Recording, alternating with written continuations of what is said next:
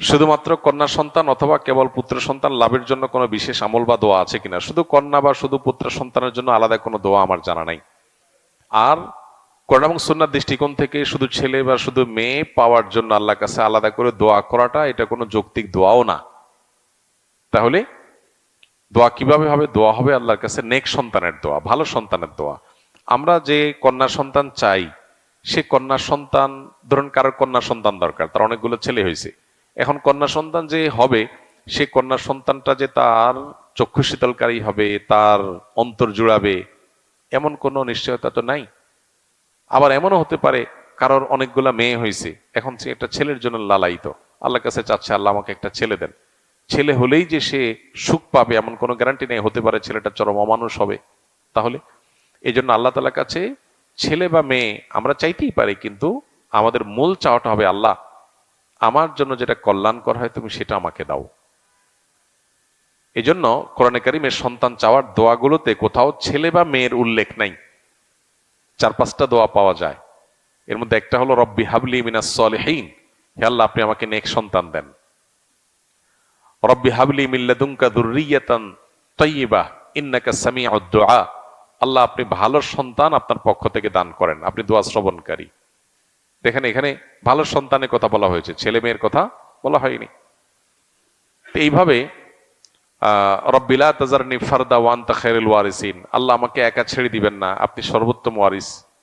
এই যে দোয়াগুলো, এগুলোর কোনোটার মধ্যে ছেলে বা মেয়ে আলাদা করে চাওয়া হয়নি। এজন্য আমাদের মনের ভিতরে আকুতি থাকতেই পারে, সেটা আমরা বলতেই পারি আল্লাহর কাছে, কিন্তু সেই সাথে এটাও যেন আমরা বলি যে আল্লাহ আপনি আমার জন্য যেটা কল্যাণের হয় সেটাই দান করেন এবং আমাকে সেটার মর্মে সন্তুষ্ট করে দেন। এইভাবে দোয়া করলে সে দোয়াটা হবে অনেক বেশি অর্থবহ, অনেক বেশি যৌক্তিক। দেখেন কোরআনে কারিমে আল্লাহ তাআলা ঈসা আলাইহিস সালামের নানির দোয়া উল্লেখ করেছেন, যিনি ইমরাতে ইমরান হিসেবে পরিচিত কোরআনে। তিনি আল্লাহর কাছে দোয়া করেছেন, দোয়া করে বলেছেন রব্বি ইন্নী নাযারতু লাকা মা ফি বাতনি, আল্লাহ আমার গর্ভে যে সন্তান আছে এটাকে আমি মান্নত করলাম। কিসের জন্য মান্নত করলাম? আপনার ঘরের খেদমত করবে বাইতুল মাকদিসের। তো বাইতুল মাকদিসের খেদমত করার জন্য কি ছেলে দরকার না মেয়ে দরকার? ছেলে দরকার। মেয়ে মানুষ কিভাবে মসজিদের খেদমত করবে? তো তিনি যে নিজের গর্ভের সন্তানরে মানত করছেন মসজিদে দিবেন, এর মাধ্যমে তিনি মূলত আল্লাহর কাছে ছেলে সন্তানের দোয়াই করেছেন। কিন্তু আল্লাহ তাআলা তার গর্ভে দিলেন মারিয়ামকে। গর্ভের সন্তান প্রসব করার পর তখন তার আল্ট্রাসাউন্ড ছিল না যে 4 মাস আগে 6 মাস আগে জানতে পারছে। সন্তান প্রসব করার পরে দেখলো মেয়ে, তখন তিনি আল্লাহর কাছে বললেন, কি বললেন? রব্বি ইন্নী ওয়াদাতুহা উনসা, আল্লাহ আমি তো মানত করছিলাম ছেলের, এখন তো যেটা হয়েছে এটা তো মেয়ে। তো আল্লাহ বললেন ওয়ালাইসা যাকারু কাল উনসা, তুমি যে ছেলে চেয়েছ, আমি যে মেয়ে দিছি তোমার সেই ছেলে আমার এই মেয়ের সমানও না। আমি যে মেয়ে দিছি এটা তোমার যে ছেলে চাইছে ওটার চেয়ে অনেক উত্তম। তিনি যে ছেলে চাইছেন সে না হলে মসজিদে আকসার খেদমতি করতো, তো মসজিদে আকসার খেদমত তো কত মানুষ পৃথিবীতে করছে, কিন্তু এমন এক মেয়ে আল্লাহ দিছে যে যার গর্ভে ঈসা আলাইহিস সালাম মতো নবীর জন্ম হয়েছেন। তাহলে যা চেয়েছেন তার চাইতে ভালো হয়েছে না খারাপ হয়েছে? বহুগুণ বেশি ভালো হয়েছে। তো এই জন্য আল্লাহ তাআলার কাছে নেক সন্তান তামান্না করতে হয়। যাদের ছেলে হয় না, সব মেয়ে হয়, তারা মনে করে এটা ছেলে হলে বোধহয় মনের দুঃখটা শেষ হইতো। যদি ছেলেটা অমানুষ হয় আর নাকে রশি দিয়ে ঘোরানোর মতো পরিস্থিতি হয়, তখন যা বুঝে যে হায় হায় এটা হওয়ার চাইতে তো না হয় ভালো ছিল। তো এই জন্য এই বিষয়গুলোকে আল্লাহর উপরে ন্যস্ত করাটাই হলো বুদ্ধিমানের কাজ। বিয়ের আগদের সময় খেজুর ছিটানো কি সুন্নাহ? এটা তো আজকে আমরা বলেছি। বিয়ের আগদের সময় খেজুর ছিটানোটাকে আমরা অনেকে সুন্নাহ বা মুস্তাহাব মনে করি, অর্থাৎ খেজুর হাতে হাতে না দিয়া ছিটায় দেওয়াটা, এটাকে অনেকে সুন্নাহ মনে করেন। এটা মূলত সুন্নাহ বলা যায় না। এ মর্মে একটা রেওয়ায়েত পাওয়া যায়, কিন্তু সে রেওয়ায়েতটার সনদ বিশুদ্ধতার মানদণ্ডে উত্তীর্ণ নয়। ফলে হাতে হাতে খেজুর দিয়ে দিলে সেটা ভালো। যদি মানুষ অল্প থাকে, একটু ছিটিয়ে দিলে সবাই একটু আনন্দ পায়, তাহলে সেক্ষেত্রে এটা পার্ট অফ আনন্দ হতে পারে, বাকি এটাকে সুন্নাহ বলার মতো পর্যায়ে এরকম এটা না। বিশেষ করে অনেক সময় অনেক জায়গায় দেখা যায় বেশিরভাগ বিয়ে শাদী যেহেতু মসজিদেই হয়, আগদ সম্পন্ন হওয়ার পর অনেক বেশি মানুষ থাকলে সেখানে খেজুর ছিটাছিটি করতে গেলে দেখা যায় অসুন্দর পরিবেশ তৈরি হয়, মসজিদের মর্যাদা নষ্ট হওয়ার মতো একটা পরিবেশ তৈরি হয়। তো এরকম পরিস্থিতি তৈরি হলে হাতে হাতে প্রয়োজনে দিয়ে দিবে। ছিটাই দিতে হবে নট নেসেসারি, ছিটাই দিতে হবে, ছিটাই দিলেই সুন্নত আদায় হবে, না দিলে সুন্নত তরক হবে, ব্যাপারটা সেরকম না। শিশুদের বদনজর থেকে মুক্ত রাখার উপায় কি? খুবই গুরুত্বপূর্ণ একটা প্রশ্ন। আমাদের সমাজে শিশুরা নানাভাবে আজ ক্ষতিগ্রস্ত। বেশিরভাগ পরিবারে শিশুদের অস্বাভাবিক নানা রকমের অসুবিধা আমাদের চোখে পড়ে, এগুলোর ব্যাপারে আমরা বেশিরভাগ মানুষই জানি না যে এগুলো আসলে কেন হয়। এমন কিছু সমস্যা হয় যে সমস্যাগুলো নর্মালি হওয়ার কথা না। সেই সমস্যাগুলোর যে স্পিরিচুয়াল দিক আছে এটা সম্পর্কে আমরা অনেক মানুষ আছি যারা সচেতন নই, যারা সজাগ নই। সেই জায়গাগুলোতে আমাদের বিশেষভাবে ফোকাস দেয়া দরকার, মনোযোগ দেওয়া দরকার। শিশুদেরকে এই জাতীয় বদনজর এবং এই জাতীয় বিষয়গুলো থেকে বাঁচানোর জন্য আমাদের অনেকগুলো উদ্যোগের মধ্য থেকে একটা উদ্যোগ হইতে হবে, শিশুদের জন্মের সময় নবী সাল্লাল্লাহু আলাইহি সাল্লামের জন্মের সময়, জন্মের পরের সময়গুলোতে নবী সাল্লাল্লাহু আলাইহি সাল্লামের সুন্নাহগুলোকে মেনে চলা। যেমন স্ত্রী সবাসের সময় যে দোয়া পড়া সুন্নাহ, এই দোয়ার মাহাত্ম্য আমরা অনেকে বুঝি না। আল্লাহুম্মা জান্নিবনা ওয়া জান্নিবিশ শাইতানা মা রাযাকতানা। আল্লাহ, আপনি আমাদেরকে শয়তান থেকে রক্ষা করুন এবং যেই সন্তান আপনি আমাদেরকে দান করবেন সে অনাগত সন্তানকেও শয়তান থেকে আপনি রক্ষা করুন। এই যে শয়তানের পাকড়াও, শয়তানের নজরদারি, শয়তানের প্রভাব, এটা থেকে বাঁচার জন্য সেই তখন থেকে নবী সাল্লাল্লাহু আলাইহি সাল্লামের দোয়ার এই শিক্ষা রয়েছে। এরপরে যখন দুনিয়াতে তারা ভূমিষ্ঠ হবে তখন রাসূল আকরাম সাল্লাল্লাহু আলাইহি সাল্লাম হাসান হোসেন রাদিয়াল্লাহু তাআলা আনহুমার জন্মের পর দোয়া করেছেন, ওয়াইজুকুমা বিকালিমাতিল্লাহি তাম্মা মিন শাররি কুল্লি শাইতানিন ওয়া হাম্মা ওয়া মিন কুল্লি আইনিন লাম্মা। এই দোয়াটা আমরা আমাদের সন্তানদের জন্য জন্মের পর পর পড়বো। এছাড়া সাধারণ অবস্থাতেও বেশি বেশি করে পড়তে পারি। এগুলোর মাধ্যমে শয়তানের প্রভাব থেকে মুক্ত থাকবে ইনশাআল্লাহ। এর বাইরে সন্তানদের জন্য বিশেষ আরো কিছু উদ্যোগ আছে। যেমন একটা উদ্যোগ হলো সন্ধ্যার সময় যখন সূর্য ডুবে, এই সময়টাতে হাদিসে পরিষ্কারভাবে সন্তানদেরকে বাহিরে রাখতে নিষেধ করা হয়েছে। আমাদের বাসা বাড়িতে দেখা যায় অনেক সময় পোলাপান সন্ধ্যার সময় খেলতে বের হয়, তারা বিকাল খেলতে বের হোক, কিন্তু সূর্য ডুবার আগে আগে তারা মসজিদে প্রবেশ করবে কিংবা বাসায় চলে আসবে, তারা বাইরে খেলাধুলায় থাকবে না। এই টাইমটাতে বিশেষ করে দুষ্ট শয়তানের এবং দুষ্ট জিনগুলোর অনেক বেশি বিচরণ হয় এবং তারা দুর্বলদের উপর আক্রমণ বেশি করে। দুর্বল বলতে শারীরিকভাবে ক্ষীণকায় কিংবা শিশু, বৃদ্ধ, অসুস্থ, এই মানুষগুলোকে টার্গেট করে তাদের উপরে আক্রমণটা একটু বেশি হয়। তো শিশুদের মধ্যে তাদের আক্রমণ অনেক বেশি হয়। এই জন্য এই সময়টাতে বিশেষ করে আমরা খুব যত্নের সাথে বাচ্চাদেরকে সূর্য ডুবার আগে আগে বাসায় ঢুকানোর চেষ্টা করব, তাদেরকে বাইরে রাখবো না। তাতে ইনশাল্লাহ তারা সেফ থাকবে, আল্লাহ চাহেন তো। আরো কিছু গুরুত্বপূর্ণ বিষয় আছে শিশুদেরকে ঘিরে। এর ভিতরে একটা হলো যে তাদের খাবারের সময় বিসমিল্লাহ বলা, তাদেরকে বলতে শেখানো, বাসায় ঢুকতে বিসমিল্লাহ বলা, সালাম দিয়ে প্রবেশ করা, টয়লেটে ঢুকার সময় দোয়া পড়ে ঢুকা, কারণ ভেতরে শয়তানের দুষ্ট জিনের উপদ্রব থাকে। তারপরে আপনার টয়লেট থেকে বের হওয়ার পর দরজাটা বন্ধ করা এবং দোয়া পড়া, এই জিনিসগুলো, ঘুমানোর সময় দোয়া পড়া, এই জিনিসগুলো যখন বাচ্চাদেরকে আমরা শেখাবো ইনশাআল্লাহ, তখন দৈনন্দিন জীবনে এবং আমাদের জীবনে শয়তানের প্রভাব থেকে ইনশাআল্লাহ আমরা রক্ষা পাবো। এই জিনিসটা শয়তান থেকে সন্তানদেরকে বাঁচানোর জন্য খুবই জরুরি একটা বিষয়। এগুলো আমরা লক্ষ্য রাখবো ইনশাআল্লাহ বিদিনিল্লাহ। আর এর বাইরে আরেকটা বিষয় বদনজর থেকে বাঁচার জন্য জরুরি, সেটা হলো সোশ্যাল মিডিয়াতে সন্তানের ছবি তুলে দেওয়া, তাদের বিভিন্ন অর্জনের গল্প দেওয়া, প্রয়োজনের অতিরিক্ত তাদের সোশ্যাল মিডিয়াতে প্রচারণা করানো, এগুলো সন্তানদের নানাবিধ বিপদের কারণ হয়। আজকাল দেখা যায় আমরা এগুলো লক্ষ্য করি না। আমাদের সন্তান এমন কিছু অসুস্থ হয়ে যাচ্ছে যেগুলো কোনো কারণ আমরা খুঁজে পাই না, স্পিরিচুয়ালি তারা ক্ষতিগ্রস্ত হচ্ছে ভিতর দিক থেকে। এগুলোর মূল কারণ হলো এই যে বদনজর। এই বদনজরের হাত থেকে বাঁচানোর জন্য প্রয়োজন ছাড়া তাদেরকে প্রদর্শন করে বেড়ানোর থেকে আমাদের বিরত থাকা দরকার। আমরা অনেকেই সোশ্যাল মিডিয়াতে দিয়ে দেই বা মানুষ সামনে নিয়ে যাই তাদেরকে এবং অন্যদের বদনজরের কবলে তাদেরকে ফেলে দেই। তো বদনজরের ফলে যে ক্ষতিটা হয় তা মানুষ টের পায় না। ওষুধ খায়, ডাক্তারের কাছে যায়, টাকা পয়সা নষ্ট করে, কিন্তু এদিকে সে বদনজরের কারণে ধ্বংস হয়ে যাচ্ছে, সে টেরও পাচ্ছে না। তো এই জিনিসটা আমাদের খেয়াল করা দরকার যে প্রয়োজন ছাড়া সন্তানের বিভিন্ন ভালো দিকগুলোকে বাহিরে প্রকাশ করে বেড়ানো, এটা ভালো কোনো বিষয় নয়। এমনকি বাবা মারও বদনজর লাগে যখন সন্তানের কোনো কিছু দেখে মনে হয় যে আমার খুব বেশি অভিভূত হয়ে গেছি, তখন আমাদের সুন্নাহ হলো মাশাআল্লাহ তাবারাকাল্লাহ বলা। মাশাআল্লাহ তাবারাকাল্লাহ যদি বলেন, ইনশাআল্লাহ সন্তানের প্রতি বদনজর লাগবে না। স্বামী স্ত্রী পরস্পরকে কিডনি দেওয়া জায়েজ আছে কিনা? স্বামী স্ত্রী পরস্পরকে যদি কিডনি দেন তাহলে সেক্ষেত্রে সেটা জায়েজ হতে পারে এই শর্তে যে যিনি কিডনি দিবেন, দিলে তিনি নিজে মৃত্যুর মুখে পতিত হবেন না। যেমন তার দুইটা কিডনি সুস্থ আছে, তাহলে একটা কিডনি তিনি দিতে পারেন, কিন্তু তার একটা কিডনি সম্পূর্ণ অকেজো, আরেকটা কিডনি তিনি দিতে গেলে তিনি নিজেই মারা যাবেন, তো এটা তার জন্য জায়েজ নাই। অতএব স্বামী স্ত্রীকে, স্ত্রী স্বামীকে বা ভাই বোন পরস্পরকে, একজন আরেকজনকে শরীরের কোনো অর্গান যদি দান করতে চান, শরিয়া দৃষ্টিকোণ থেকে সেটা জায়েজ আছে। যদি তিনি এটা দান করলে নিজে বড় কোনো ক্ষতির মুখে না পড়েন, তাহলে এটা জায়েজ আছে। আর দ্বিতীয়ত, এটা জায়েজ হবে যখন দান করা হবে, তখন বিক্রি করলে সেটা কি হবে না, জায়েজ হবে না। যিনি বিক্রি করবেন তার জন্য সেটা না জায়েজ হবে।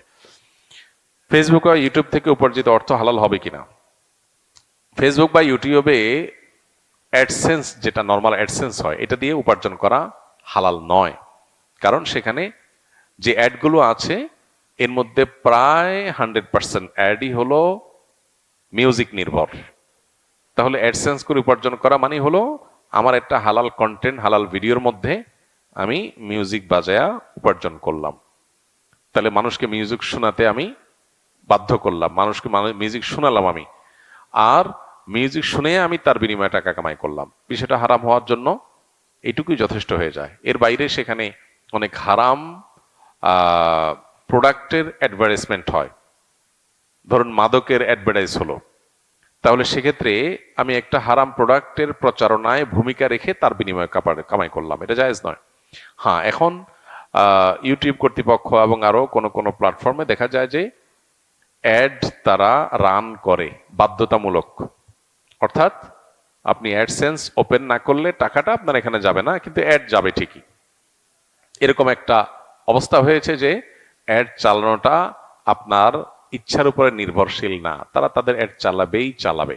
তাহলে সেক্ষেত্রে আপনি এখন টাকা নেন বা না নেন তাতে কিচ্ছু তাদের যায় আসে না। এই পর্যায়ে যদি হয় তাহলে সেক্ষেত্রে এটা চিন্তার বিষয় যে এই ক্ষেত্রে আমি তাহলে টাকাটা নিয়ে যদি নিজে ভোগ না করে দানও করে দেই, সেটা উত্তম হবে, নাকি টাকা নেওয়া ছেড়ে দিয়ে তারা তাদের হারাম কাজটাও করলো, আবার টাকাও তাদের থাকলো, দুইটাই তাদেরকে দিলাম, সেটা লাভ হবে কিনা? তো এক্ষেত্রে অবশ্যই প্রথমটা অধিকতর যুক্তিযুক্ত বলে মনে হয়। অর্থাৎ যদি এমন হয় যে না, তারা অ্যাড চালাচ্ছেই, আমি অ্যাডসেন্স ওপেন করি বা না করি, তাহলে সেক্ষেত্রে আপনি টাকা নিলেন। টাকা নিয়ে প্রয়োজনে অনেক সময় আমাদের বুস্টের কাজ করতে হয়, সোশ্যাল মিডিয়াতে যারা কাজ করেন তাদের, হ্যাঁ, সেগুলোতে খরচ করলেন অথবা দান করে দিলেন, নিজে ভোগ করলেন না, সেটা একটা পর্যায় পর্যন্ত যৌক্তিক মনে হয়। আল্লাহ আলাম বিসওয়াব। একে মাহফুজ আলম, নওগাঁ সদর, নওগাঁ।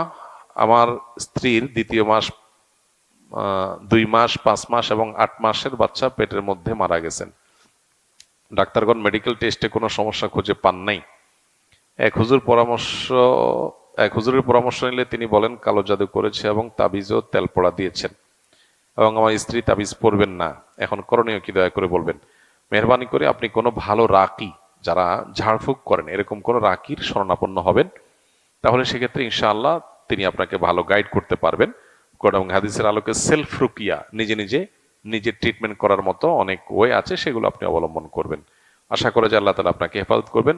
এবং এটা পরীক্ষিত এবং এটা সর্বজন বিদিত, স্বীকৃত যে গর্ভস্থ সন্তান নষ্ট হওয়ার ক্ষেত্রে দুষ্ট জিনের প্রভাব এবং ব্ল্যাক ম্যাজিক, কালো জাদুর প্রভাব অনেক বেশি হয়ে থাকে। এটার প্রপার ট্রিটমেন্ট যথাযথ উপায় যদি করা হয় তাহলে সেক্ষেত্রে এটা সমাধান হতে পারে, কিন্তু তার জন্য আপনাকে প্রচুর পরিমাণ রুকিয়া কন্টিনিউ চালাতে হবে। সেজন্য ভালো কোনো রাখি শরণাপন্ন হবেন। আমি তো রাখি না বা রুকিয়া সম্পর্কে আমার খুব বেশি ধারণাও নাই। সম্পর্কে ইসলাম কি বলে? অন্যায় দেখলে কি তাহলে আমরা নির্বিকার থাকব? খুবই গুরুত্বপূর্ণ এবং দরকারি আরেকটা প্রশ্ন। মব নিয়ে এখন অনেক কথা হচ্ছে, ইসলাম আসলে মবকে সমর্থন করে কিনা। যদি সমর্থন না করে তাহলে ইসলাম যে আমাদেরকে নাহি আনিল মুনকার করতে বলে, অসৎ কাজে বাধা দিতে বলে, তাহলে সেক্ষেত্রে সেটা কি মব হবে কিনা? এর উত্তর হলো যে মব বলতে যদি বোঝানো হয় আইন হাতে তুলে নেওয়া, কারোর শাস্তি কার্যকর করা, কারোর বিচার কার্য সম্পাদন করা, তো এইটা যদি প্রত্যেকে আনঅথরাইজড ব্যক্তি এবং জায়গা থেকে যদি এটা করতে শুরু করে, তাহলে একটা সমাজ বিশৃঙ্খল হয়ে যাবে। এটাকে ইসলাম সমর্থন করে না। বরং যে কোনো মানুষ অন্যায় করলে তাকে যথাযথ বিচারের মাধ্যমে শাস্তি দেওয়ার কথা ইসলাম বলে। আমরা যদি নবী করিম সাল্লাল্লাহু আলাইহি সাল্লামের জীবনী দেখতে পাবো তার জীবনে বহুবার এমন ঘটনা ঘটেছে যে কেউ এমন একটা অন্যায় কাজ করেছে যে অন্যায়ের কারণে তিনি মৃত্যুদণ্ড পাওয়ার মতো।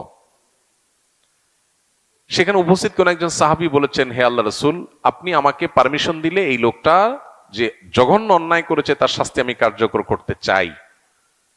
এই যে একটা জায়গা যে সাহাবী নবীজির সামনে বলতেন, হে আল্লাহ রাসূল, আপনি বললে আমি এটা কার্যকর করব। এখানে সাহাবী কিন্তু নিজে গিয়ে শাস্তি কার্যকর করেন নাই, নবীজিকে জিজ্ঞাসা করেছেন। কেন? কারণ তিনি বিচারিক প্রধান ছিলেন মদিনা রাষ্ট্রের, তার কাছে জিজ্ঞেস করেছেন। নবী সাল্লাল্লাহু আলাইহি সাল্লাম যদিও কখনো এই ধরনের ইস্যুতে অনুমোদন দেন নাই, কারণ চাওয়ার ভিত্তিতে এভাবে অনুমোদন দেওয়ার নজির নাই, কিন্তু এই যে একটা প্রটোকল মেনটেন করা সাহাবীদের, এখান থেকে বোঝা যায় যে কেউ কোনো অন্যায় করেছে মনে হলেই আমি তার বিচার কার্যকর করা শুরু করব, এটা ইসলাম সমর্থন করে না। কারণ এটা যদি হয় তাহলে সেক্ষেত্রে আপনার মতে আমি দোষী, আমার মতে আপনি দোষী, তাহলে আপনি আমাকে মারবেন, আমি আপনাকে মারবো, সমাজ কি হবে? বিশৃঙ্খল হবে এবং গৃহযুদ্ধ বেঁধে যাবে। এজন্য এটাকে ইসলাম সমর্থন করে না। কিন্তু আজকাল কোন অন্যায়ের প্রতিবাদ করতে গেলেও সেটাকে অনেকে মব হিসাবে চালায় দেওয়ার চেষ্টা করছে। সেটা কিন্তু ইসলামে নিষেধ না। কোরআনের সবচেয়ে বেশি যে বিষয়ে নিষেধাজ্ঞা এসেছে সেটা হলো অন্যায় থেকে বিরত থাকা। অন্যায় কাজের ব্যাপারে কোরআনের সবচেয়ে বেশি আয়াত আছে যে অন্যায় কাজ নিজে করবে না, অন্যায় করা নিষেধ। আবার এর পাশাপাশি অন্যায় দেখলে সেটা বাধা দিতে হবে, এ ব্যাপারে নির্দেশনা আসছে কোরআনের সবচাইতে বেশি। এই জন্য অসৎ কাজে বাধা প্রদান করার নির্দেশ কোরআনের সবচেয়ে বেশি সংখ্যক বার এসেছে। নির্দেশগুলো তার মধ্যে থেকে একটা হওয়ার কারণে আমরা অন্যায় দেখলে আমাদেরকে বাধা দিতে হবে। অন্যায় দেখলে যদি আপনি বলেন না এটা আমার কাজ না, তাহলে এটা হলো স্বার্থপর মানুষের কাজ, এটা ইমানদারের ভূমিকা না। ইমানদারের ভূমিকা হলো অন্যায় দেখলে কি করবে? সে বাধা দেওয়ার চেষ্টা করবে। হ্যাঁ, বাধা কতটুকু দেব? ওই যে তাকে শাস্তি কার্যকর করা নয়, তাকে থামানো। ধরা যাক একজন মানুষ ছিনতাইকারীর কবলে পড়েছে, তাহলে আমি কি ওই লোকটাকে ছিনতাইকারীর হাত থেকে উদ্ধার করে ছিনতাইকারীকে ধরে পুলিশের হাতে সুপর্দ করে দেওয়াটাকে মব বলবো? মোটেই না। এটা হলো অন্যায়ের প্রতিরোধ করা। এখন আজকাল আমাদের সমাজে দেখা যায় চোখের সামনে একটা মানুষ খুন হয়ে যাচ্ছে, সবাই যার যার মতো চলে যাচ্ছে, কেউ ওদিকে তাকাচ্ছেও না। এটাকে ভৎসনা করেছে ইসলাম, এটাকে কোরআন ভৎসনা করেছে। এই জন্য অসৎ কাজে বাধা প্রদান এটা ভালো কাজ, কিন্তু কারোর বিচার, কারোর শাস্তি কার্যকর করার দায়িত্ব নিজের কাঁধে তুলে নেওয়া এটা ভালো কাজ না। বিধায় দুইটার মধ্যে পার্থক্য করতে হবে।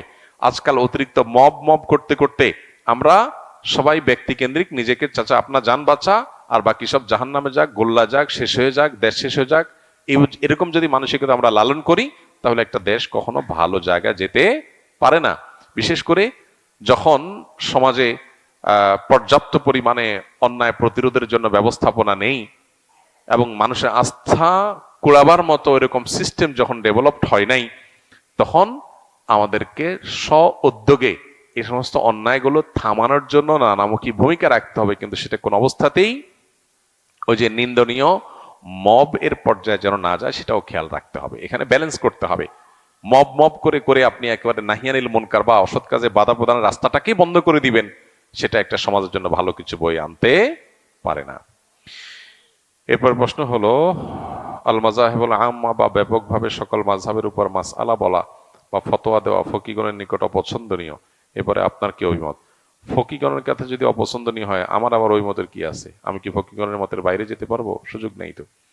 তবে এখানে প্রশ্ন পুরোপুরি পরিষ্কার না। মাযহাবুল আম্মা বা ব্যাপকভাবে সকল মাযহাবের উপরে মাসাইল বলা মানে কি? সকল মাযহাবের মতামত উল্লেখ করা যদি বলেন তো সেটা তো সর্বজন স্বীকৃত, সব ফিকহ কিতাবগুলোতেই তো সব মাযহাবের মত দলিল সব উল্লেখ আছে। অতএব এটা তো ভালো, খারাপ কি? যে এই বিষয়ে এই মত আছে, আরেক মত আছে, এই মত দলিল এটা, এই মত দলিল এটা, এগুলো তো বলাই যেতে পারে। এভাবেই তো সব কিতাবে, আমাদের ফতোয়ার ফিকহার সব কিতাবগুলোতে এভাবেই আছে যে সব আকওয়াল, সব মতামত, সব মতামতের দলিল এবং যেটা রাজে মনে হয়েছে সেটা তারজি, হ্যাঁ, এভাবেই তো আমাদের আকাবির আসলাফ, আমাদের পূর্বসূরি, আমাদের ফকাহ একরাম এভাবেই তো উল্লেখ করে গেছেন। অতএব তারই ধারাবাহিকতায় আমরা সেটা করতে তো দোষে কিছু দেখি না। তবে হ্যাঁ, এটা ঠিক যে যদি এমন হয় গণহারে সব মাসআলা আমরা সাধারণ মানুষের কাছে ওপেন রাখলাম, তাহলে সাধারণ মানুষ বিভ্রান্ত হবে, সেটা তো করার সুযোগ নেই। ভক্ত কিনা এবং তাদের জন্ম দেওয়ার সন্তান বৈধ কিনা। প্রথম কথা হলো, কোনো মানুষ যখন ইসলাম গ্রহণ না করে, কোনো মানুষ যখন বেঈমান হয়, অমুসলিম হয়, কাফির হয়, তখন তার জন্য তো আর হালাল হারামের কিছু নেই। যে ভর্তি হয়নি তার পাশ ফেলের প্রশ্নই ওঠে না। ঠিক একইভাবে কোনো মানুষ যখন ইমানদার হয় তখন তার জন্য হালাল হারামের বিধান প্রযোজ্য হয়। কেউ যখন মুসলমানই না, অন্য ধর্মাবলম্বী, তখন তার সম্পর্ক হালাল বা হারাম এর কোনোটার সাথে সম্পৃক্ত করার প্রশ্নই ওঠে না। সন্দেহাতীতভাবে শরিয়ার দৃষ্টিকোণ বিবেচনা করলে সেটা অবৈধ এবং হারাম। তবে কেউ যদি অমুসলিম অবস্থায়, স্বামী স্ত্রী উভয়ে অমুসলিম ছিলেন, এরপরে তারা ইসলামে দীক্ষিত হয়েছেন, যেমনটি সাহাবা একরামের সময় হয়েছে। বহু সাহাবীরা এক সময় তারা অমুসলিম ছিলেন, পরবর্তীতে তারা ইসলাম গ্রহণ করেছেন। যখন ইসলাম গ্রহণ করেছেন তখন তাদের যে বিবাহের উপরে তারা অটল অবিচল ছিলেন, সেটার উপরে তারা অটল অবিচল থেকেছেন। ইসলাম গ্রহণ করার ফলে তাদেরকে বিচ্ছেদ করে দেওয়া হয়নি এবং নতুন করে তাদেরকে আকদ সম্পন্ন করা হয়নি সাহাবীদেরকে, যেহেতু উভয়ে ইসলামে দীক্ষিত হয়েছেন। অতএব ইসলামের পূর্বের যে বিবাহ শাদী বা ইসলাম ধর্ম যারা অনুসরণ করছে না তাদের যে বিবাহ শাদী, তাদের ধর্মমতে সেটা যদি বিশুদ্ধ হয়ে থাকে তো সেটি তাদের কাছে বিশুদ্ধ হতে পারে, বাট শরিয়ার দৃষ্টিকোণ থেকে সেগুলো কোনোটাই সঠিক বা শরিয়া সম্মত বিবাহ না। শরিয়া সম্মত বিবাহ যদি না হয় তাহলে সেক্ষেত্রে শরিয়ার দৃষ্টিকোণ থেকে বিবাহের যে বিধিবিধান সেগুলো সাধারণত কার্যকর হয় না। বাট কেউ যদি কোনো ধর্মের, বিশেষ করে আসমানি কোনো দিনকে অনুসরণ করে যদি বিবাহ শাদী করে, সে তার ধর্মের অনুসরণ করে, তাহলে সেক্ষেত্রে তিনি তার ধর্ম অনুসরণ করলেন এবং স্বামী স্ত্রী উভয় যদি ইসলাম গ্রহণ করে ফেরত চলে আসেন তাহলে নতুন করে তাদেরকে আর আকদ সম্পন্ন করতে হবে না। এরপরের প্রশ্ন হলো, বাংলাদেশে জাতিসংঘের মানবাধিকার কমিশনের অফিস খোলার অনুমোদন দিয়েছে সরকার, এটাকে আপনি সমর্থন করেন কিনা? আমি তো অনেক পরের বিষয়, আমার জানা মতে বাংলাদেশে জাতিসংঘের মানবাধিকার কমিশনের অফিস খোলার বিষয়ে সর্বস্তরের ওলামা একরাম, দেশপ্রেমিক নাগরিক, দেশের সচেতন নাগরিক সমাজ সবাই শুরু থেকে এটার বিরোধিতা করে আসছে। কেন বিরোধিতা করে আসছে? আপাত দৃষ্টিতে আমাদের কাছে মনে হয় জাতিসংঘের মানবাধিকার কমিশনের অফিস খুললে এটা তো ভালো, আমাদের দেশে মানবাধিকার প্রতিষ্ঠা হবে, এটা খারাপ কি? আদতে বিষয়টা এত সহজে বোঝার মতো বিষয় নয়।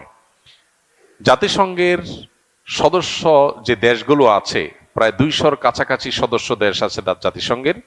এই 200 বা 200-র কাছাকাছি দেশের মধ্যে মাত্র 16টি দেশে এই ধরনের অফিস আছে। এর মধ্যে বেশিরভাগ দেশগুলো আমরা দেখি আফ্রিকাতে অথবা এমন কোনো অঞ্চলে যেখানে হয় সেখানে যুদ্ধ চলছে আর না হলে গৃহযুদ্ধ চলমান। এরকম দেশগুলোতে সাধারণত এই অফিসগুলো হয়ে থাকে। সেটা আমাদের দেশে হওয়াটা আমাদের জন্য একরকম অপমানজনক। দ্বিতীয়ত, আমাদের আশেপাশে বিভিন্ন দেশ আছে, আমরা দেখি পাকিস্তান, ভারত, চায়না, মায়ানমার, বহু দেশ আমাদের আশপাশে আছে। আশপাশে কোনো দেশে অফিস নাই, আমার দেশে কেন হতে যাবে? সবচেয়ে বড় বিষয় হলো যে জাতিসংঘের মানবাধিকারের যে সংজ্ঞা, সেই সংজ্ঞা কি সার্বজনীন কিনা? তারা মানবাধিকার বলতে যা বুঝায়, এদেশের মানুষের মূল্যবোধ, এদেশের মানুষের কৃষ্টি কালচার, এদেশে মানুষের যে চিন্তা ভাবনা, সেটার সাথে তাদের সেই মানবাধিকারের সংজ্ঞার কোনো মিল আছে নাকি এর মধ্যে কোনো বড় ধরনের ফরাক এবং তফাত আছে? তারা মানবাধিকার বলতে যা বুঝায় সেটা কি গোটা পৃথিবীতে সব মুসলমানরা, ধর্মপ্রাণ মানুষরা বিশ্বাস করেন, ধারণ করেন, লালন করেন? এর উত্তর হলো না। অনেক ক্ষেত্রেই তারা মানবাধিকার বলতে, সব ক্ষেত্রে যে অমিল আছে তা বলছি না আমি, অনেক ক্ষেত্রেই তারা মানবাধিকার বলতে যা বোঝায় সেটাকে আমরা মানবাধিকার বলতে তা বুঝি না। যেমন তারা সমকামিতাকে মানবাধিকারের বিষয় মনে করে, অথচ এটা আমাদের দেশে প্রচলিত আইনে অপরাধ। যেটা আমাদের দেশে প্রচলিত আইনে অপরাধ, জাতিসংঘ সেরকম একটা অপরাধ কর্ম করছে এমন একজন ব্যক্তিকে এদেশে প্রতিনিধি হিসাবে নিযুক্ত করবার জন্য এগ্রিমো চেয়ে পাঠিয়েছে। এটা আমাদের জন্য অত্যন্ত অপমানজনক একটা ব্যাপার। একটা দেশে একটা জিনিস যখন আইনে অপরাধ হিসাবে বিবেচিত আছে, দণ্ডনীয় অপরাধ হিসাবে উল্লেখ করা আছে, সেই বিষয়টা লঙ্ঘন করা হবে অফিসিয়ালি। সেটা অন্য কোনো দেশে একজন করছে সেটা একটা বিষয়, কিন্তু এই দেশে এসে করবে, তার পার্টনার সাথে, সমকামী পার্টনারকে সাথে নিয়ে আসবে এমন একজন প্রতিনিধিকে নিযুক্ত করার জন্য চিঠি পাঠানো, এটা হলো একটা দেশের মূল্যবোধ, একটা দেশের প্রচলিত আইনের প্রতি চরম অপমান এবং বৃদ্ধাঙ্গুলি দেখানো। এরকম একটা অপেশাদার কাজ এ ধরনের একটা সংস্থা করতে পারে সেটা আসলে কল্পনা করা যায় না। এটা একটা বিষয়। আর এই যে অফিস খোলার বিষয়টা, সেটা যেটা বলছিলাম যে যখন এদেশে গুম খুন হয়েছে তখন এদেশে জাতিসংঘের এই মানবাধিকার কমিশন কোথায় ছিল? তখন অফিস করার ব্যাপারটা বরং বেশি প্রাসঙ্গিক বলা যেত। এখন এই মুহূর্তে এসে তাদের এই অফিস খোলার কার্যক্রম কি হতে পারে? তারা যদিও সুনির্দিষ্ট কিছু কাজের কথা বলছেন, এর বাইরে কাজ করবেন না, সুনির্দিষ্ট সময় বেশি কাজ করবেন না, কিন্তু আমাদের অভিজ্ঞতা বলে যে সমস্ত দেশগুলোতে তারা কাজ করেছেন সে সমস্ত দেশগুলোতে সাধারণত কোনো সমস্যার সমাধানের চাইতে নতুন করে আরো বহু সংকটের জায়গায় তৈরি হওয়ার নজির আছে। ফিলিস্তিনের মাটিতে মানুষগুলো মরে শেষ হয়ে গেল, শিশুরা অনাহারে শেষ হয়ে যাচ্ছে, এবং ত্রাণের জন্য বা খাবারের জন্য সিরিয়াল দ্বারা মানুষগুলোকে মেরে শেষ করে ফেলা হচ্ছে, হসপিটালগুলোকে মাটির সাথে মিশিয়ে দেওয়া হচ্ছে, ডাক্তারদেরকে গুলি করে হত্যা করা হচ্ছে। সেখানে এদের অফিস কার্যক্রম করছে, কার্যক্রম করে কি ভূমিকাটা তারা পালন করতে পেরেছে, কোন মানুষের রক্ত তারা থামাতে পেরেছে? অতএব আমার দেশে তারা কি করবে? তারা এদেশে এসে সমকামিতা সহ যে সমস্ত বিষয়গুলো এদেশে মানুষের চোখে অপরাধ, সেই জিনিসগুলোকে তারা নর্মালাইজেশনের জন্য কাজ করবে বলে আমরা প্রচন্ড রকমের আশঙ্কা করছি। এর বাইরেও এই সমস্ত সংস্থাগুলো পশ্চিমাদের মূল্যবোধকে বিভিন্নভাবে সমাজে প্রতিষ্ঠা করার চেষ্টা করে। অতএব আমরা খাল কেটে এই কুমির আনার পক্ষে কোনো অবস্থাতেই থাকতে পারি না। এই জায়গা থেকে আমি আশা করি যে সরকার সুবিবেচনার পরিচয় দিবে এবং ওলামা একরাম সহ দেশের সচেতন নাগরিকদের চিন্তাধারার বাইরে গিয়ে কোনো কাজ তারা করার চেষ্টা করবে না। আমার প্রশ্ন হলো, ভারতে যেখানে প্রতিনিয়ত মুসলিম সংখ্যালঘুরা নির্যাতিত হচ্ছে, প্রতিনিয়ত সেখানে মুসলমানদেরকে পিটিয়ে মেরে ফেলা হচ্ছে, সেখানে মানবাধিকার এত বেশি বলুণ্ঠিত হচ্ছে, সেখানে কেন তারা যে অফিস খোলে না? সেখানে গিয়ে কেন তারা মানবাধিকার প্রতিষ্ঠা করতে যায় না? চায়না উইগুর মুসলমানদেরকে মেরে শেষ করে ফেলা হচ্ছে, সেখানে কেন মানবাধিকার প্রতিষ্ঠানগুলো অফিস করতে যায় না? আরো এরকম বিভিন্ন জায়গাতে বিভিন্ন প্রতিষ্ঠানে আমরা দেখেছি যে বিভিন্ন বড় বড় দেশে আপনার অনেক অন্যায় হচ্ছে, অবিচার হচ্ছে, সেই জায়গাগুলোতে কেন তারা মানবাধিকার প্রতিষ্ঠান খোলে না বা মানবাধিকার কমিশন অফিস করে না? তো এই বিষয়গুলো আমাদেরকে নতুন করে ভাবতে শেখায় বা ভাবতে উদ্বুদ্ধ করে যে আমাদের দেশে আসলে এই জাতীয় প্রতিষ্ঠানগুলো বিশেষ কোনো এজেন্ডা তারা বাস্তবায়ন করতে আসছে কিনা, বিশেষ করে এনজিও বেজ সরকারের ঘাড়ের উপর সওয়ার হয়ে তারা কোনো নীল নকশা বাস্তবায়ন করতে যাচ্ছে কিনা। এই আশঙ্কাটা শুধু আশঙ্কাই নয়, এটা জোরালো আশঙ্কা, এবং এই আশঙ্কাটা যথেষ্ট আপনার প্রাসঙ্গিক আশঙ্কা এবং এর যথেষ্ট কারণ আছে। বিধায় এ ব্যাপারে আমার বিশ্বাস যে সরকার সুবিবেচনার পরিচয় দিবে এবং ওলামা একরামের এবং সর্বস্তরের মানুষের উপর আপনার এই বিদেশি এজেন্ডা বাস্তবায়ন করার পথ যাতে কোনোভাবে উন্মোচন না হয় সেদিকটা তারা খেয়াল করবেন। এসএসসি পরীক্ষা প্রতি বছরের মতো এবারও অনেকে দেখা গেছে প্রচুর পরিমাণে ডিপ্রেশনে আত্মহত্যার পথে পা বাড়াচ্ছেন। আবার অনেকে দেখা গেছে যে অতি আনন্দে আত্মহারা হয়ে যাচ্ছেন। বিষয়টা নিয়ে কি বলবেন? আমরা এটা নিয়ে ইতিপূর্বে কথা বলেছি। আমাদের দেশে এসএসসি, এইচএসসি এবং দাখিল আলেম এই সমস্ত পরীক্ষাগুলোকে ঘিরে যেই পরিমাণ উন্মাদনা তৈরি হয় এবং যে পরিমাণ আবেগ এবং মানুষের আশা আকাঙ্ক্ষার আনন্দ উচ্ছ্বাস এগুলোর ছড়াছড়ি যে পরিমাণ দেখা যায়, সেটা আসলে অনাকাঙ্ক্ষিত। একটা মানুষের জীবনে একটা পরীক্ষা এত গুরুত্বপূর্ণ নয় যত গুরুত্বপূর্ণ এটাকে আমরা করে ফেলেছি। আমরা এটাকে যত বড় করে ফেলেছি, বিষয়টা আসলে এত বড় নয়। যে কোনো অর্জন মানুষের আনন্দের কারণ হয়, কিন্তু আনন্দের আতিশয্য এটা যদি সকল সীমা ছাড়িয়ে চলে যায় বা এটা যদি অনেক বেশি হয়ে যায়, তাহলে সেটা আমাদেরকে আমাদের ভেতরকার বস্তুবাদের প্রতি আমাদের যে আসক্তি আছে সেটাকে খুব বড় করে দেখায় এবং ইঙ্গিত করে।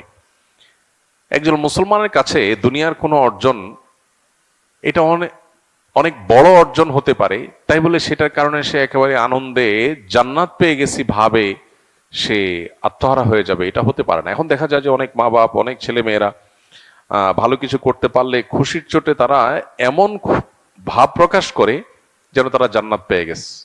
ইমানদারের চূড়ান্ত সুখ বা খুশি হবে জান্নাতে যাওয়ার পর। আল্লাহ তাআলা বলেছেন, ফামান যুহজিহা আনিন নারি ওয়া উদখিলাল জান্নাতা ফাকাদ ফাজ। যে ব্যক্তিকে জাহান্নাম থেকে মুক্ত করে দেয়া হবে এবং জান্নাতে প্রবেশ করায় দেওয়া হবে, সে চূড়ান্ত সফল হয়ে গেল। এই লোকটার হাসি হবে নির্মল এবং সবচেয়ে বড় হাসি। এর বাইরে পৃথিবীতে যে কোনো অর্জনের পরে হাসি থাকবে, কিন্তু হাসির পাশাপাশি টেনশনও থাকবে। এসএসসিতে ভালো করেছি দেখে এইচএসসিতে ভালো হবে এমন কোনো কথা নেই। খুশি হয়েছে ঠিক আছে, কিন্তু আত্মহারা হওয়ার কিছু নেই। আবার আরেকজন খারাপ করেছে তাই বলে তার সব শেষ হয়ে গেছে এমনও নয়। সে এখানে খারাপ করেছে, আর জায়গায় হয়তো ভালো করবে। কত এসএসসিতে খারাপ করা মানুষ জীবনে কত বড় কিছু করেছে। আবার অনেক এসএসসিতে ভালো করা মানুষ রাস্তা রাস্তায় ঘুরেছে। সো এত আনন্দে আত্মহারা হওয়ার কিছু নাই, আবার এত বেদনায় ভেঙে পড়ারও কিছু নাই। এটার সাথে ইমানের সম্পর্ক সুগভীর। আল্লাহর প্রতি যদি কারোর বিশ্বাস থাকে, আস্থা থাকে, ভরসা থাকে, তাহলে সেক্ষেত্রে সে এই ব্যালেন্সের নীতিটাকে অনুসরণ করে চলতে বাধ্য। কারণ আল্লাহ কোরআনে বলেছেন, ওয়াসা আন তাকরাহু শাইআন ওয়া খায়রুল লাকুম। আমাদের কাছে মনে হচ্ছে খারাপ, কিন্তু সেখানে হয়তো কোনো ভালো লুকায়িত আছে। আবার হতে পারে কোনো কিছু আমার কাছে ভালো মনে হচ্ছে, হতে পারে সেখানে কি আছে, খারাপ লুকায়িত আছে। এই জন্য কোনো পাবলিক পরীক্ষা হোক বা অন্য কোনো পরীক্ষা হোক, এই সমস্ত পরীক্ষা বা যে কোনো অর্জনে আমরা খুশি হব, শুকরিয়া আদায় করব, আল্লাহর আনন্দ প্রকাশ করব, সন্দেহ নাই, কিন্তু সেটা মাত্রাতিরিক্ত যেন না হয়। নিজের ছেলে মেয়ের এসএসসি এইচএসসি পরীক্ষার আনন্দ প্রকাশ করে যদি বাবা মা আত্মহারা হয়ে যান, নাচানাচি শুরু করে দেন, তাহলে এটা দৃষ্টিকটু। আমার সন্তানের নৈতিক বিষয়গুলোতে আমি এতটা সিরিয়াস কিনা, আমার সন্তান A+ পেয়েছে কিনা সেটা নিয়ে আমার যত সিরিয়াসনেস আছে, সে মানুষ হিসেবে A+ হতে পেরেছে কিনা তার নিয়ে আমার কোনো মাথা ব্যথা আছে কিনা, আমার ছেলেটা আজকে ফজর নামাজ পড়তে পেরেছে সেজন্য কি আমি আনন্দে এতটা আত্মহারা হই কিনা, এই প্রশ্নগুলো আমাদেরকে নতুন বিবেচনার দ্বার উন্মুক্ত করে দিবে। এই প্রশ্নগুলো যদি আমরা ভালো করে নিজের কাছে নিজে করতে পারি, তাহলে আমাদের পথ চলাটা জান্নাতের পথে পথ চলা হবে ইনশাআল্লাহ, এবং আমাদের ভুল জায়গা থেকে আমরা সরে আসতে পারবো। তো এই জায়গাটাতে আমার মনে হয় যে আমাদের বড় ধরনের কারেকশনের জায়গা আছে। কোন পৃথিবীর অন্য কোনো দেশে আমাদের দেশের মতো এরকম এসএসসি এইচএসসি এই সমস্ত যে কোনো পাবলিক পরীক্ষায় ছেলে মেয়েদের উত্তীর্ণ হলে সেটা নিয়ে এত উন্মাদনা, এত উল্লাস, এত ফুর্তি, এইভাবে যেভাবে পত্রপত্রিকা মিডিয়া গুলোতে ফলাও করে প্রকাশ হয়, পৃথিবীর কোনো দেশে এভাবে ফলাও করে প্রকাশ হয় না। তো এইটা আমাদের মানসিকতার কারণে হয়, এবং এই মানসিকতার পরিবর্তন হওয়া খুব বেশি জরুরি। আমি এর আগেও বারবার করে বলেছি, আমার ছেলে মেয়েদেরকে পরিষ্কার করে বলা আছে, পরীক্ষা ভালো ফলাফল করবা তোমরা, অভিভাবকের আমরা অবশ্যই আশা করি। যদি কোনো কারণে তোমার চেষ্টার পরও ফলাফল খারাপ হয়, তাতে কোনো টেনশনের কোনো কারণ নাই। আমরা কেউ বিচলিত হব না, ব্যথিত হব না। যে রেজাল্টই হবে আমরা আলহামদুলিল্লাহ বলবো। এই রেজাল্ট আমাকে খাওয়াবে না, এই রেজাল্ট আমাকে পড়াবে না, এই বিশ্বাস আমার আছে, এই ঈমান আমার আছে। বিধায় এটার জন্য আমার এত পাগল হওয়ারও কিছু নাই, আর এটার জন্য আমার তো মন খারাপ হওয়ারও কিচ্ছু নাই। দেখার বিষয় হলো আমার ছেলে মেয়ে সঠিক পথে আছে কিনা, পড়ালেখা ঠিক মতো করছে কিনা, সময় নষ্ট করছে কিনা, এগুলো হলো দেখার বিষয়। পরীক্ষার ভালো কি হলো না সেটা আমার অবশ্যই গুরুত্বপূর্ণ বিষয়, কিন্তু এত গুরুত্বপূর্ণ না যে এটার জন্য আমি আমার ছেলে মেয়েকে টেনশনে ফেলে দিয়ে আত্মহত্যার মুখে যেতে তাদেরকে বাধ্য করব। তাদেরকে অন্য ছেলে মেয়েদের সাথে কম্পেয়ার করে লজ্জার মধ্যে ফেলে দিব, তাদেরকে আমি চাপের মধ্যে ফেলে দিব। এটা মোটেও কাঙ্ক্ষিত কোনো বিষয় হতে পারে না। আজকের বস্তুবাদী এই পৃথিবীতে ছেলে মেয়েদেরকে টাকার মেশিন মনে করা হয়, নিজেরা টাকা কামাই করি, তাদেরকে দিয়ে টাকা কামাই করব, বিধায় ক্যারিয়ারের ভালো একটা জায়গায় যেন যেতে পারে এর জন্য পাগল পড়া হয়ে যায়। আমার ছেলে মেয়ে মানুষ হোক, মুসলমান হোক, আল্লাহর সাথে পরিচিত হোক, নীতিবান হোক, আদর্শবান হোক, সুস্থ সবল হোক, এরপরে তার ক্যারিয়ার গড়ুক, হালাল উপার্জন করুক। সমাজে খুব আহামরি কিছু করতে না পারলেও অন্তত সে যাতে সমাজের মানুষের জন্য ভালো কিছু অবদান রাখতে পারে সেরকম ক্যাপাবল মানুষ হোক, এটা হবে আমাদের স্বপ্নের জায়গা। এখন আমাদের স্বপ্নের জায়গা হলো ছেলে মেয়েকে ডাক্তার ইঞ্জিনিয়ার হইতে হবে, বড় অফিসার হইতে হবে, টাকা পয়সা কামাই করতে হবে, ভালো মানুষ, নেককার, মোত্তাকি, পরহেজগার, ইমানদার, নিষ্ঠাবান, এগুলো হলো কি হলো না ডাজ নট ম্যাটার। এই জন্যই সমাজের দুরবস্থা। উচ্ছন্ন গেছে কি এমনি এমনি। নীতিবান মানুষের সংখ্যা কেন কমে যাচ্ছে, কেন স্বার্থপর শিক্ষিতের সংখ্যা বাড়ছে? কারণ আমাদের নিজেদের মধ্যে পরিবারগুলোতে এগুলোর চর্চা নাই। এজন্য এই এসএসসি, এইচএসসি কিংবা দাখিল আলিম পরীক্ষার ফলাফল প্রকাশ হওয়ার পর আমাদের পরীক্ষার ফলাফল তো প্রকাশ হয় না, আমাদের মানসিকতার প্রকাশ ঘটে।